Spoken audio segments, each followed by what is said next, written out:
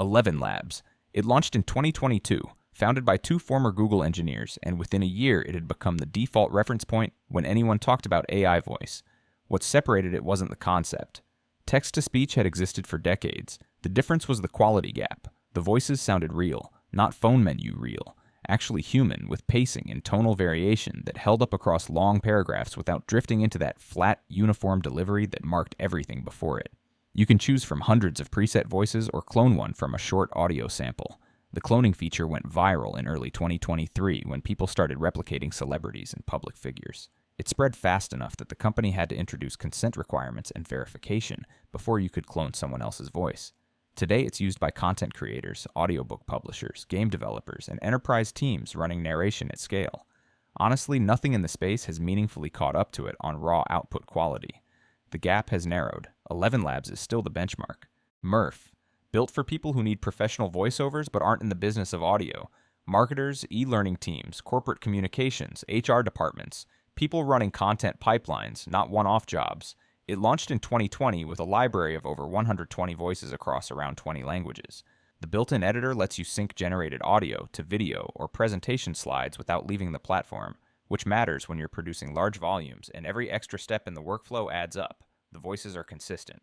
A step below ElevenLabs in terms of naturalness, but for training videos, product narration, and internal explainers, that gap rarely matters. Consistency does. You can adjust pace, pitch, and word level emphasis, which gives teams enough control to make narration sound intentional rather than generic. Probably overkill for one-off projects. For teams producing high volumes of narrated content on a schedule, it earns its place. Descript. Most audio editing tools ask you to work with a waveform. You zoom in, find the moment, cut. Descript doesn't work like that. Upload a recording and it transcribes everything automatically. Then you edit the text and the audio follows. Delete a sentence from the transcript and it disappears from the recording. That sounds like a small thing. It isn't. Cutting audio by reading is dramatically faster than scrubbing through a waveform hunting for the right millisecond. The other main feature is overdub. Clone your own voice from a sample, and when you need to fix a mistake in an existing recording, you type the corrected words and the tool generates them in your voice and drops them in. No re-recording the segment. No trying to match the ambient noise from the original take. Descript started in 2017 as a transcription tool and kept expanding into full audio and video editing from there. Widely used by podcasters, small media teams, and video producers who deal with a lot of spoken content. Voicemod.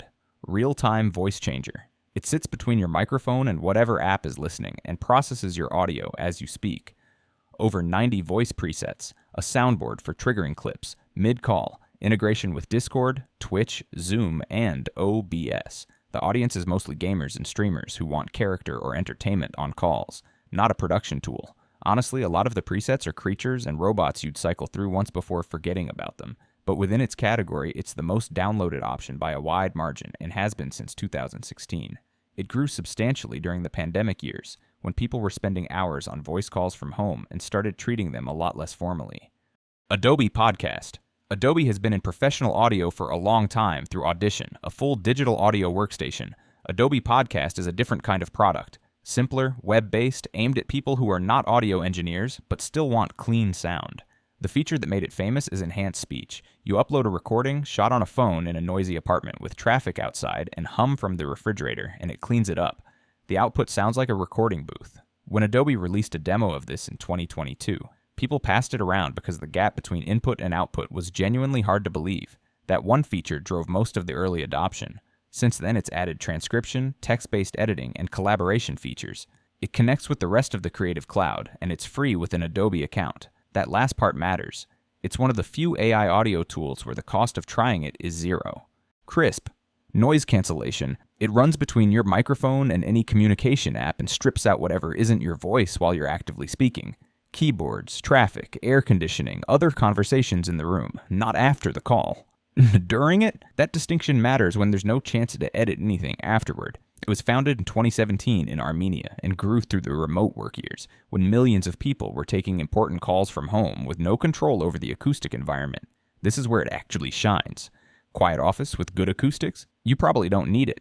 A kitchen, a co-working space, a room with street noise outside, that's where it earns its place fast. Works with Zoom, Google Meet, Teams, Discord, and most other communication platforms. Free tier with limited minutes, paid plans for people on calls most of the day.